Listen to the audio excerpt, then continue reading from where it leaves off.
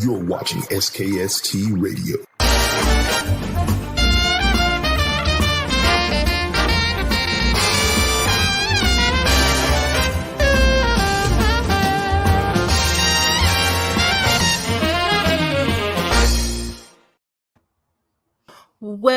Well, welcome to another episode of SKST Radio, and you tuned in to Real Talk with Cammie, Grayson, and friends, and I have a new friend. He go by the name of Chad. Hey, Chad, welcome to the show! Hey, Cammie, thanks for having me.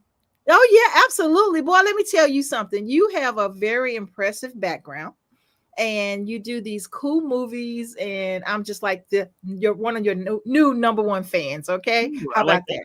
I like that. Okay, so you got a new movie out. Well, first of all, tell people who you are and what you do. I'm Chad Ferrin. I write and direct low-budget horror films, and I just doing what I love to do, and that's about it. Oh my gosh! So how long have you been doing this, Chad? Oh, since probably 1995. I started getting into production and learning the craft, and time flies. Wow. Yeah, it does. It really does. So how did you get started? Well, I took a theater class back in my home state of Minnesota. Got to write, direct, and star in a play, and I loved it. And I'm, always being obsessed with cinema. My babysitter as a kid, Lori Leahy, I'd found out had moved to Los Angeles and married a film producer by the name of Mike Leahy, and they were making films. And my mother called up her brother and said, "Hey, do you have Lori's number? Because Chad wants to make movies. Can her husband get him a job?" Let me see. So one thing led to another, and they said, "Look, we're doing this film called The Prophecy with Christopher Walken. If he wants to come out and work on it, he can come." So I loaded up my car, got in there, and drove out, and I've been here ever since. Wow. That's amazing. Sometimes people just dream about stuff like this and never get to do that. And look at you. You sitting high and you're doing what you do. No, it's great. It's, all who you know and someone who someone else knows, and there's a connection somewhere. If you look around hard enough, you might find it, and then it leads to great things. Yeah. They always say your network is your net work. And so, it's true in a lot of cases. I really believe that. I really believe that. Okay, so you got this new movie. Yeah, it starts tomorrow, right? Yeah, it opens up in select theaters tomorrow, and then on the 21st, it'll be streaming, and then on December 26th, it's out on Blu-ray. Wow, amazing. Okay, so let's talk about the story a little bit. Sure. Now, this movie, I think it's scary to me because it's based off of a true story. Yeah, I mean, that's I think the scariest aspect when it came to writing the script, that all the stuff that I could have thought of that's crazy and terrifying and whatever was real. So there was really not much thought having to dream up stuff. It was 90% of what had happened. And so it was pretty easy to just go with it, because it's like, I couldn't have thought of that. That's happened. So let's put that in here and that in here and that in here and that in here. And pretty soon you've got something that's horrendous in some ways, but some comedy sprinkled throughout, just to kind of take the grime and grit out of your palate enough so you can get through the whole movie without it being just, so depressing. So I think there's a lot of fun in there, even considering the dark elements and the horrors of the true story side. So I think it's a fun ride for the audience. Wow. Well, I'm very excited. Okay, so we have the trailer. Do you mind if I show the world the trailer? Oh, please do. Okay, bear with me. Sure. Let's see.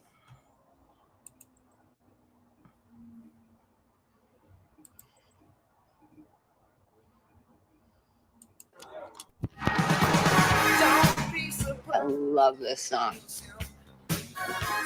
That skag is cut light, all right? So That's take it him. easy tonight. Who's that guy? That's this guy. That's Piggy's powwow, baby. Wait, that is him? Well, Willie, it was a good party, though. I'll give him that. I hear things get a little strange. The chicks come in, and they don't come out.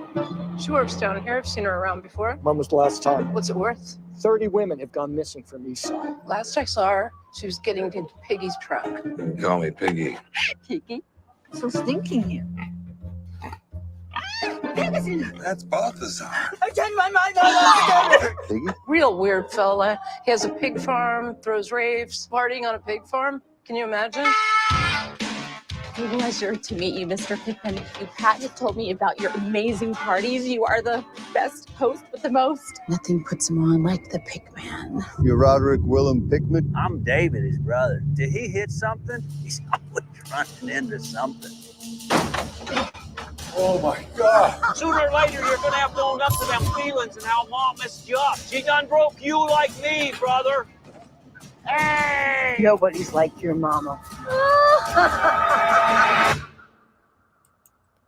Why do you throw parties for strangers?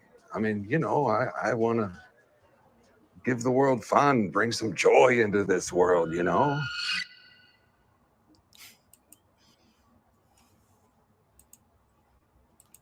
That was amazing. Oh, thank you. So, okay, putting all that together, did it scare you a little bit? No, you know, it's you get kind of used to it after making these films for so long that it's just kind of a business model of, you know, make them fast, make them cheap, make them the best that you can with what you got. And it starts with that, and you get a circle of people around you who are as passionate and love cinema as much as you do. And it's not about I'm not getting paid enough, or I'm not about getting this. It's just about doing it for the love of it. And you hope for the best when you make these things. Sometimes they click with an audience, sometimes they don't. But you know, you do the best you can and have fun doing it. And I think that's the key of my happiness anyway. Is just that I'm not trying to reinvent the wheel. I'm not trying to become famous. I'm not trying to do any of these things except do what I love. And so far, so good. I mean, I have a lot of fun doing it. Yeah, I mean, okay, so you got a great cast. Tell us about the casting. The casting, you know, started with Kate Patel, who plays Wendy in the film. She kind of brought the whole story to me through Jeff Olin, our producer. And he's like, hey, you got to meet this girl. She's an actress. She wants to make movies. And I said, well, you got to meet Chad. So we met for Chinese lunch and got the lunch special, and we're eating. And she's like, hey, I want to do this serial killer story on this guy named Robert Willy Pickton. And I'm like, well, who's that? And she's like, well, I grew up in Vancouver and he was close by and it was all in the news and all this stuff. I even had an aunt who was at one of his parties. And so I'm just obsessed with telling his story. And I'm like, well, can you come up with the money to make it? You know, I mean, which is the hardest thing. I'm like, I like, you know, so far I like it. Fed his victims to the pigs. He grew up on a farm. I grew up on a farm in the Midwest. I mean, I could relate to elements of this guy. And I'm like, I'm hooked already. But the most important part, can you find the money to make the thing? Yeah. And she said, I can do it. Count on me. And I'm like, okay, give me a check for $3,000 and I'll start writing the script. Wow. She wrote out a check, $3,000, deposited the minute I left. It cleared the next day. I started writing the script. 2 weeks later, she had a script and she liked the script. And a month later, we were shooting it. Wow. And then to the casting element, you know, it was Jake Busey came through. Jeff, who was friends with Gary Busey's wife, he sent the script to Gary Busey's wife. She sent it to Jake. Jake loved it. We had a meeting, and you know, everything just kind of fell into place. And the rest of the casting, a lot of them were people who I had worked with, or people who I had worked with in their own circle. So they came on board, and the crew I've worked with before, and they kind of know my energy and my, you know, business model, and they kind of jumped in, and it was like bringing the family back together, and we made it and had a great time. That sounds like fun. So you know what? I always ask people about their support system. So what type of support system do you have at home? I have rabbits. Really? Peter Cottontail or Bugs Bunny? No, I work with a rescue group called Bunny World Foundation, and we rescue rabbits from the pound, and then we foster them and find them homes and all that kind of stuff. So, you know, that's something that keeps me sane, and you know, at the same time, you're giving back something to this world that, you know, it doesn't take much out of you to take care of something that was in a cage and trapped in a thing, bring it to your house and put it on the thing, try to find a family for it and our home. And, you know, it's rewarding. And at the same time, it just gives you a good feeling that you're doing something good, you know? Yeah, that is pretty cool. That's pretty cool. So give us some words of wisdom. So if you had a director out there that's trying to get where you are, how many movies do you have under your belt? Oh God. Like 15, I guess now, probably. 15. See, that's a huge number. Oh my Well, gosh. it's one of those things that I kind of learned it later. There was a kind of a midlife point where I had made a few films, and then we were waiting to get a big budget film, and that big budget turned into what should have been a month to 2 years of waiting for this money, and then the money fell through, and then the money came back, and it was this big waiting game of, I'm like, what am I doing this for? I'm waiting for millions of dollars so I could be something that makes something huge and whatever, when it's like, just find what you can and make it with what you got. So I kind of went on this new business model of making them fast and cheap and having fun doing it. And it just took a whole load of angst out of my life of wanting to be something I'm not, and just having fun making films. And if someone has that goal in their life, take what you can get. If it's even just you and your iPhone filming it with a couple of friends, then if that's what you want to do, then do it and make the best you can. And, and just keep doing it until you get it right. I love it. Absolutely love it. Yeah, I kind of feel what you're saying. I can relate to what you're saying, because I started off years ago doing Block Talk Radio. Okay, people didn't see me. I was able to run my mouth and just talk. Sure. Had radio background, and it was fun for me. I loved it. It gave me the opportunity to run my mouth, say something that normally, if you know me, oh no, she's too shy, she wouldn't say that. It gave me that opportunity to shine. Sure. And so when COVID hit, I'm in Virginia, I'm from Dallas. And when COVID hit, it was kind of like, I'm here by myself. What can I do? Right. I dibbled and dabbled, and I thought, well, you know what? Let me try this podcasting thing. It's just like Block Talk Radio, right? What's the difference other than the cameras in front of me? Right. So called the group, and everyone came back. Believe it or not, everyone came back. And our radio show was just kind of like the morning show, right? We had sports, we had entertainment, we had the whole crew.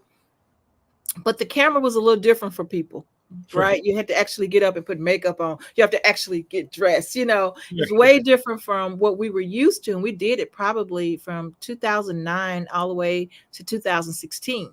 Wow. And so took that little break, traveled a little bit with my job, and then the COVID thing. But it's amazing. I am the only one that's still here. Ooh, I like that. Yeah, it's because it's something I like. Like you said, you stick with something you like, not like you're making a whole bunch of money out of it. Sure. But I did end up, I started off in like a little bitty share space with an attorney and some other people. And I was in the reception area doing my podcast. And so I was known as the podcaster. Right. And so after the attorney accidentally turned the lights off on me right in the beginning of a interview, I was like, oh no, I need my own space. So we have a beautiful studio. We have 3 podcast studios set up. So now I've opened my door for other people to come and enjoy what I like doing. Oh, that's great. Yeah. And we charge a fee, but not a big fee, something that they can afford. And so this is what we do. No, I love it. I love it too. Because I get to help people like yourself get the word out, get the movies out. I'm not a big person, but you know what? Every little person count, right? Oh, totally. And I greatly appreciate it. It's one of the things and it starts with a distributor. And that's part of the advice I can give to people is find a distributor, no matter how big they are, how small they are, as long as they have a passion for the film, instead of just, throwing it out there and hoping for the best. If they get behind it, set up interviews like this, put a little theatrical release of it, and try to get it out there because they first and foremost like the movie. And that's, I hate to say, I know that after doing this so long, there's a large portion of the audience that's going to hate the film. I mean, it's just, I know there's negative reviews after negative reviews, and I've detached myself from that because there's also as many bad reviews as there are. There's a billion positive reviews and people that love it. So you kind of just go and do the best you can and hope for those 5 people out there or the 20 people listening to this or whatever, get something from it and get some interest in checking out the film. And they may hate it, but they might go, but I really like the music, or I really like Jake Busey, or I really like that. You know, take the positive things from things that could be negative. If you hate a movie, great, but you find the things that you like about it first and foremost before you go online and trash it. And I hate it. Worst movie ever. I mean, that is, you know, I hate a lot of movies, but I don't spend my time to go out there and tell other people how much I hate it and that they shouldn't see it. I find that such a negative problem with the internet for things. It's great to write a review. I've read some fantastic bad reviews, and I kudos to them. They're well written. They get into there, but then there's 90% of the others that just, you know, worst movie ever. And it's like, what, how is that positive to anyone? Yeah. Yeah. I was, you know, but you made a point though. I think another thing that I could probably do to take it, to take what we do and the next step up is to make sure that our team members who actually get the opportunity to see the movie, go on and do a review. You know, I haven't really just made that a thing, but for the new year, probably starting with you, you know, we will probably start doing those reviews. So because that'll help build our YouTube page, first of all. And people usually look at us like after, you know, we get 100 views, 50 views, 30 views. You know, people usually go back to my things after the fact. And it amazes me. It's like, you know, why can't I get like 1,000 like live viewers, right? But I can't. You know, and I gave up on trying because I go back and if you go to this YouTube and you go back and you look at the numbers from the other people and you'll see, oh, she got 100 reviews here. I might have like the worst person. I had to pull the information out of them, and I get not reviews, but views out of it. And so it just amazed me. It's like, you know, people really like my show, but you know, go figure. So on, we have a TikTok. Do you do TikTok? No, I don't do that. We have a TikTok, and we're almost at I want to say almost at 10,000 people on TikTok. Oh, that's great. So sometimes I will pick up the phone and just turn on the TikTok right before a show, and 200 people are on there live. And it's kind of like, how do I do my streaming on TikTok so I can get all my graphics and stuff? You know, how do I do that? Because immediately you get those viewers. Oh, I like that. That's a good idea. Yeah. And so my 4th season, hey, we're going to step it up. We're going to step it up, you know, so, and we're doing it for you guys. So just know whatever we do, we're trying to do it for the people that we're actually doing our interviews for. So I'm excited about it. No, I like that. And I like the idea of the reviewers on your staff, because you might have one person that loves it, another person that hates it, and people can kind of go ahead and see which direction they want to go. Exactly. So yeah, I usually share the when we get the link, you know, so my team will know what the movie's about and what they're shooting and things like that. And so, but because T Nice is not here today, I didn't share this time, but I am going to share when I get off of this call with you. And so that way the rest of the folks can see it, you know, and see if we can get them to just practice, you know, getting into practice for the new year. Sure. I love it. And so I'm excited about it. But most of all, I'm excited for you. Your movie hits the video on demand on tomorrow. Tell people how they can see this movie. Well, tomorrow it hits limited theatrical, and it'll be at a few theaters. And, you know, check your, you know, wherever you check your theaters, it might be there. And then on the November 21st, it's streaming everywhere. And then on December 26th, the Blu-ray is available. Nice. Yeah. Well, I'm excited for you. Great movie. Again, it's scary to me because it's, you know, based off of a true story. So anything like that just kind of gives me chill bumps. It's kind of like, ooh, but I want to see more, you know. Yeah, it adds the spook factor. It's scary enough. Yep, exactly. Well, thank you, Chad, so much for hanging out with me tonight. I appreciate it. Thanks for having me, and thanks to your audience for watching it. All right. Give people contact information again. You know, just type in my name, or whether it's on Facebook, Twitter, or Instagram, or, you know, you'll find me. I'm out there. Okay, sounds good. All right, guys. Until next time, SKST Radio. Bye, Chad. I can tell you my problems, meditating my silence. But I keep pushing my pen, rotating my stylus. Brokenness feeling like sin, now no breath, low dollar. Used to be left on red, now all the girls go holler. Now all the girls go follow. All the fake friends gon' pile up. I need peace to borrow, get that shit right back tomorrow. Somehow all the fans go bravo. Smile so much to hide my sorrows. Faith is shaky in bravado. I can't hold a frown too long. I can't stay down too long. Look, running from pain, running from strain, running from things